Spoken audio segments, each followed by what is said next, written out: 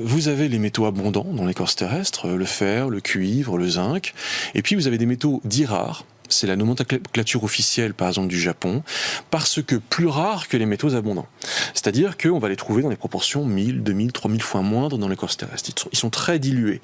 Et ces métaux-là recouvrent, par exemple, le cobalt, le tungstène, le gallium, le germanium, et également une famille de métaux qu'on appelle les terres rares, et qui elles-mêmes se subdivisent en 15 métaux, dont le néodyme du téléphone portable, de la voiture électrique, de la brosse à dents électrique, des missiles de haute précision, et ainsi de suite. Donc c'est ça qu'on retrouve partout, notamment effectivement dans les nouvelles technologies, mais également dans l'industrie de défense. Alors, ils sont nécessaires dans l'industrie de défense. Il faut savoir que les besoins de l'industrie de défense sont très faibles.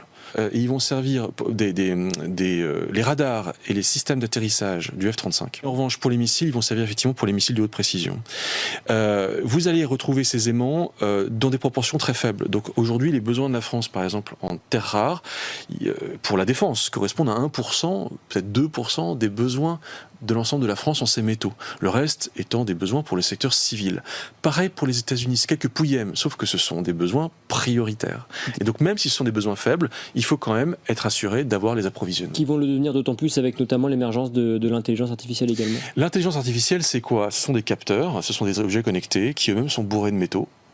Qui eux-mêmes, cette donnée est ensuite transmise à des centres de stockage de données qui traitent et stockent l'information, et eux-mêmes, les serveurs, sont bourrés de ces matières premières. Et puis ensuite, la donnée, elle va transiter par des câbles sous-marins ou bien des antennes 4G et 5G, et puis également des constellations de satellites qui elles-mêmes, toutes ces technologies, sont bourrées de matières premières. Et puis ça va se retrouver sur un téléphone portable, parce que votre service d'IA, un chat GPT, c'est sur un téléphone portable qui lui-même contient 60 matières premières, dont une majorité de métaux. Donc en fait, l'IA, d'un bout à l'autre de la chaîne de production de l'IA, ce sont toujours des métaux.